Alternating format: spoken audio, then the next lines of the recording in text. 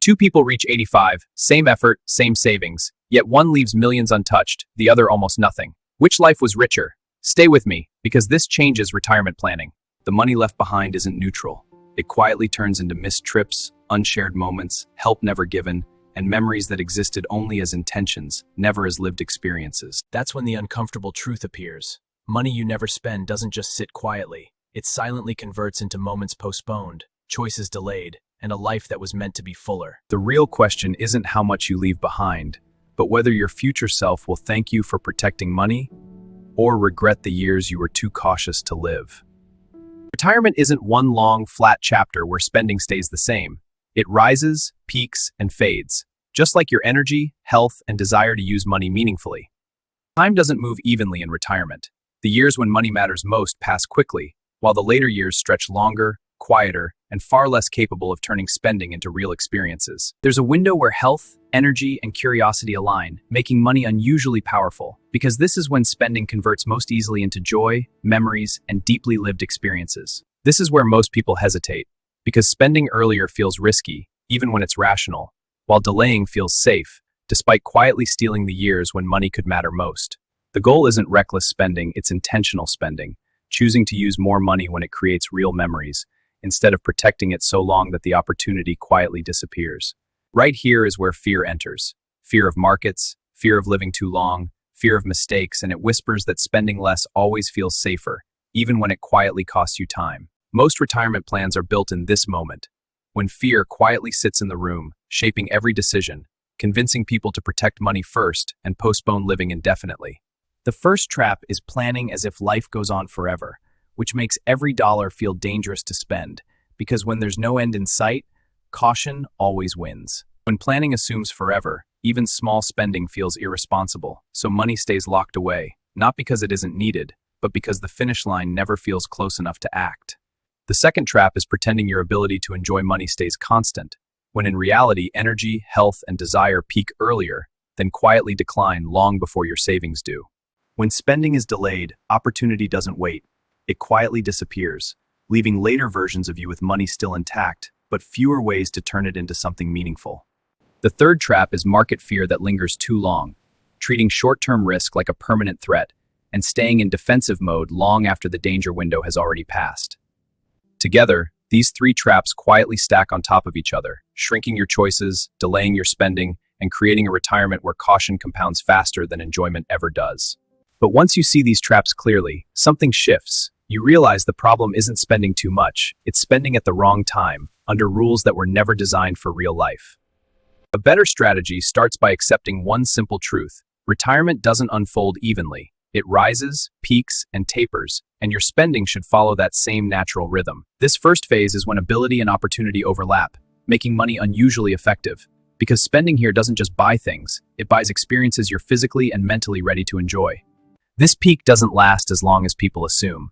It's the short window where energy, health, and curiosity align, making each dollar spent here far more valuable than later. This is intentional front-loading, spending more while you can fully enjoy it, not recklessly, but deliberately, with structure, awareness, and the understanding that later phases naturally cost less. Spending more earlier doesn't automatically raise failure risk, because spending naturally declines later anyway. So total lifetime spending stays similar, it's just shifted toward years that matter most. As this phase begins, spending naturally softens, not because life is worse, but because preferences shift, adventures shrink, and satisfaction comes from simpler, closer, more familiar experiences. In these years, the plan doesn't force restraint. Spending eases on its own as needs narrow, routines deepen, and money quietly shifts from fuel for adventure to support for comfort. This is the income floor. Guaranteed money that covers essentials, creating stability underneath your plan, so the portfolio doesn't have to fund survival, only the life you want to live. Good plans don't slam the brakes, they add guardrails, allowing confident spending while quietly limiting damage if markets wobble, without forcing panic, freezes, or permanent lifestyle cuts. When markets dip, the response isn't panic, it's a small, pre-planned slowdown, reducing optional spending temporarily, then resuming forward momentum once conditions stabilize, without derailing the entire plan. One of the biggest fears is healthcare costs, so this plan isolates that risk, setting aside a dedicated buffer that protects peace of mind without freezing the rest of your spending. Instead of leaving money behind unseen, this approach encourages giving earlier, when help matters more, memories are shared, and you're present to experience the impact alongside the people you care about. At this stage, the portfolio's role changes. It's no longer fuel for adventure, but a safety net, quietly supporting health, care, and dignity without the pressure to optimize anything further. So the real exercise isn't picking a perfect withdrawal rate, it's asking when money will do the most work for you and designing your plan around that answer.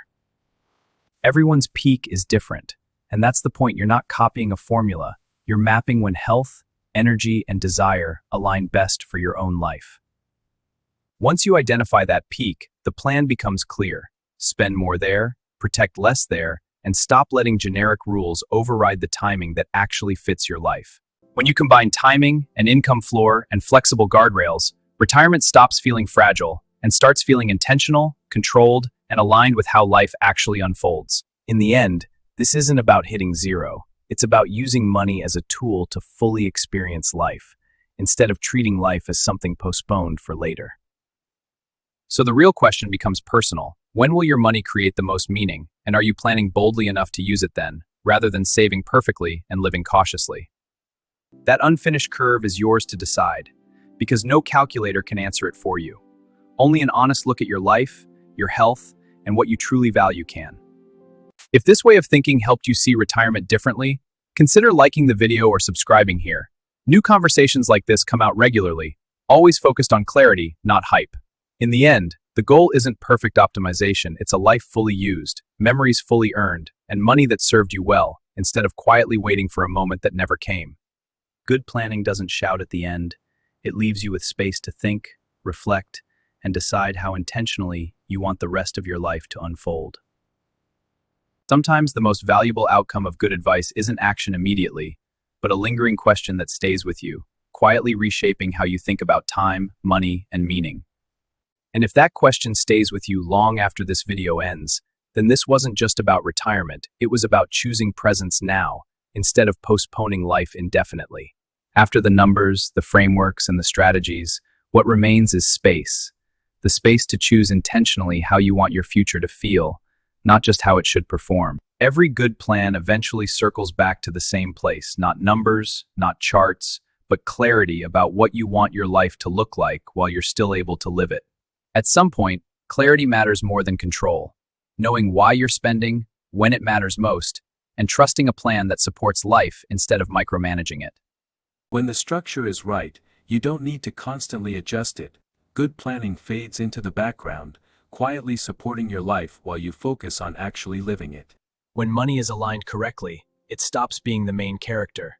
Life takes the lead, and spending becomes a background decision that quietly supports moments you actually remember. When money stress fades, time stops feeling like a countdown and starts feeling like a companion, moving forward steadily, without pressure, urgency, or the constant fear of running out.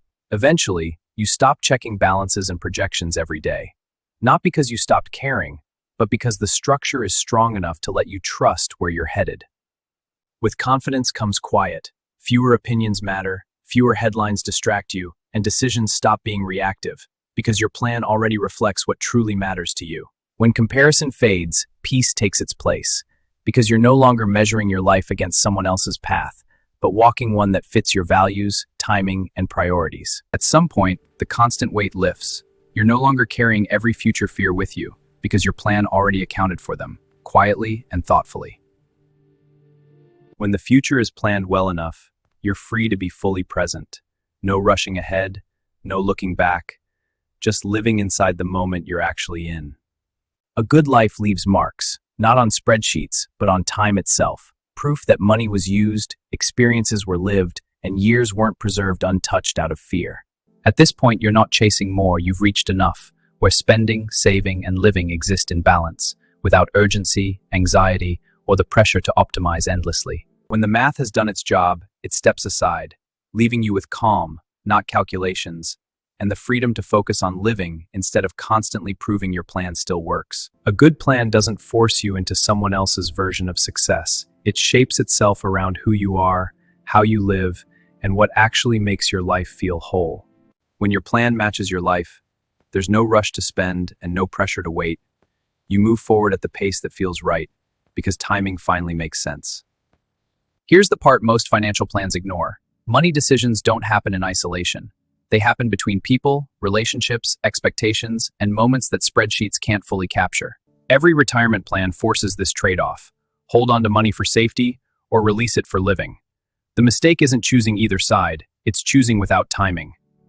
This is what retirement actually looks like: money leaving a portfolio in real time, turning into cash flow for living, not just sitting untouched while life quietly moves on. When withdrawals are mistimed, the problem isn't spending itself, it's spending too much too late, or too little when it actually mattered, creating stress instead of freedom. Money doesn't stay equally useful as we age. Early retirement demands more cash flow for living, while later years need less spending but better protection and planning. Retirement naturally breaks into phases: early years where spending fuels living, middle years where it slows, and later years where protection matters more than consumption. This is the core shift: spend more in the years that matter most, but with guardrails that prevent panic, overspending, or permanent damage if conditions change. When markets fall, the plan doesn't break, it adapts. Spending eases temporarily, priorities shift, and life continues without panic, because the response was designed before fear ever arrived. When markets recover, spending resumes naturally. No catching up, no regret, because the goal was never perfection, only a steady rhythm that protects freedom through good years and bad. Here's the real danger zone: market drops early in retirement hurt far more than later ones, because withdrawals are already happening before the portfolio has time to recover. This is why guardrails matter most early on. They soften bad timing, reduce damage when it counts most, and keep withdrawals sustainable without forcing fear-driven decisions. Traditional plans break when reality deviates, while adaptive plans bend and recover, because flexibility absorbs shocks, whereas rigidity turns normal volatility into permanent financial damage. Most retirement failures aren't mathematical, they're emotional. Panic locks in losses, while calm allows time and compounding to work, which is why behavior matters as much as the numbers.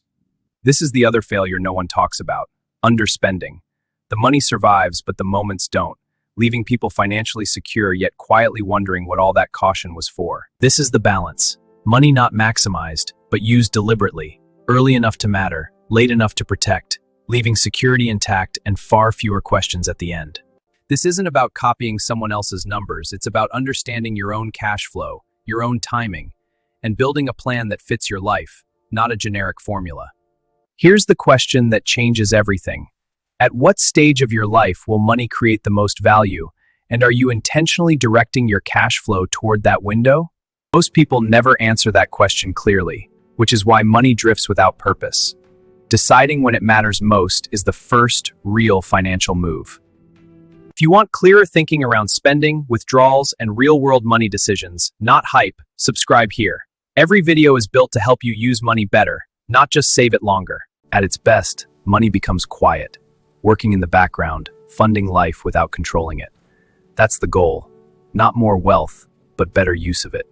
When the numbers are settled and the plan is clear, money stops demanding attention, freeing you to live forward, confident that the financial decisions are already doing their job. The goal isn't to ignore money, it's to stop obsessing over it, knowing the systems are strong enough to run quietly while you focus on relationships, health, and time. In reality, the best outcome isn't dying rich or broke, it's reaching the end knowing money did its job, and the choices you made matched the life you wanted. Eventually, money stops being the headline and becomes background support. Important, but no longer central. Because the real story is how you spend your time and who you spend it with. When everything is aligned, life naturally slows, not from fear or caution, but from contentment, knowing the financial groundwork is done and nothing urgent needs fixing anymore. When a plan is built correctly, it doesn't need constant supervision. It holds on its own, supporting life quietly while you step back from managing and start trusting. When a plan is built correctly, it doesn't need constant supervision. It holds on its own, supporting life quietly while you step back from managing and start trusting. The moment control turns into trust is when financial planning succeeds, because you're no longer managing money minute by minute, you're letting a well-built system do its job. At this point, nothing demands attention anymore, because the important decisions were already made, the risks already handled, and the system quietly supports whatever comes next. And when everything fades like this, what remains isn't fear or uncertainty, it's the quiet confidence that your money already served its purpose, and life is free to continue. When money is finally put in its proper place, what's left is simple: a life that was actually lived, choices that made sense, and no unfinished business waiting at the end. And that's the point. When nothing is left to optimize or worry about, you know the plan worked, because your attention was free to stay on living. Even after everything ends, the real work continues quietly, deciding how you'll let money exist in your life without letting it dominate your thinking or delay living. Good financial lives aren't built on bold moves every year, but on small adjustments, spending a bit more here, protecting a bit more there as life slowly changes. Eventually, this stops being someone else's advice and becomes your own framework, quietly guiding decisions, not demanding attention, and fitting into your life instead of taking it over. At this stage, there's nothing left to prove. No benchmarks to beat, no comparisons to win. Just the quiet satisfaction that your financial choices were enough. Long-term financial success rarely comes from intense bursts, it comes from consistency, repeating sensible decisions year after year, even when nothing dramatic seems to be happening. When a system is built properly, decisions stop feeling heavy. Money quietly follows rules you already trust, freeing your attention for everything else that actually matters. When your financial structure fits your life, nothing feels forced. Choices are already accounted for, trade-offs understood, and progress happens without friction or constant second-guessing. Eventually, confidence stops being loud.